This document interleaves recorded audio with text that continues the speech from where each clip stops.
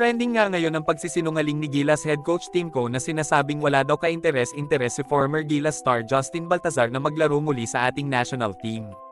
Matatandaan na naunang nagsinungaling si Tim Cone sa kanyang pahayag na magre-resign daw siya kapag nag-resign din si Chot Reyes bilang head coach ng Gilas. Ayon sa naging pahayag ni Coach Tim Cone tungkol kay Justin Baltazar, matagal na daw nilang pinipilit na makuha si Balti sa Gilas pero ang kaso, palagi siyang hindi libre. Sinubukan daw nilang kuhanin si Balti sa FIBA World Cup. Isa daw si Balti sa pinapangarap nila na makasama sa Final 12 ng Gilas. Pero palagi daw siyang hindi libre kaya sa tingin nila wala daw itong interes maglaro pa sa Gilas. Ito ang naging sagot ni Tim Cone kung bakit hindi man lang maimbitahan si Balti sa Gilas training pool para maglaro sa national team.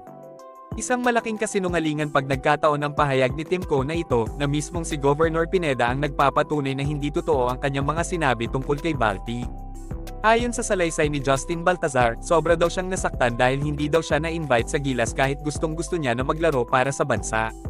Binabash daw siya ng mga tao dahil sa tingin ng iba pinipili daw niya ang sasalihan na liga.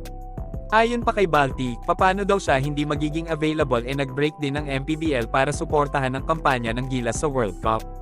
Pati nga daw management ng MPBL inakala na kasama siya sa lineup ng Philippine National Team na sasabak sa FIBA World Cup.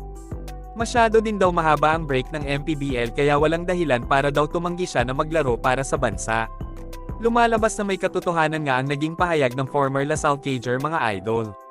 Dahil pinagbukang sinungaling ni Tim Cone si Balti, nagalit ang ninong niya na si Governor Delta Pineda dahil hindi nagsasabi ng totoo ang netoringan pa naman na winningest coach ng PBA na si Tim Cone. Si Pineda ang nakadiscover kay Justin Baltazar sa Pampanga, kaya siya sumikat bilang magaling na basketball player sa bansa. Hindi daw niya nagustuhan na tila si Balti pa ngayon ang may kasalanan kung bakit wala siya sa Gilas team. Mismong si Pineda nga din daw mismo ang humiling sa MPBL para suportahan ang Gilas. Pagkatapos sisiraan ng PBA at ng Gilas coaching staff ang kanyang inaanak. Kilala naman natin kung paano sumuporta si Pineda sa basketball sa bansa. Maliban dito, madami na din siyang natulungan na basketball player. Kabilang na dito si Justin Baltazar. Pinatotohanan nga din niya na ilang linggo nang walang laro ang MPBL dahil nga sa ginaganap na FIBA World Cup.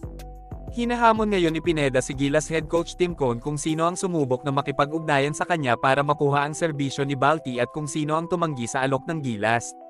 Pinamukha din ni Pineda na hindi naman si Cone ang humawak sa Gilas sa FIBA World Cup para akusahan niya si Balti na tumanggi sa Gilas. Alam naman natin na isa din si Delta Pineda na napolitika sa PBA matapos ibasura ng PBA Board of Directors ang appointment niya bilang governor ng Converge.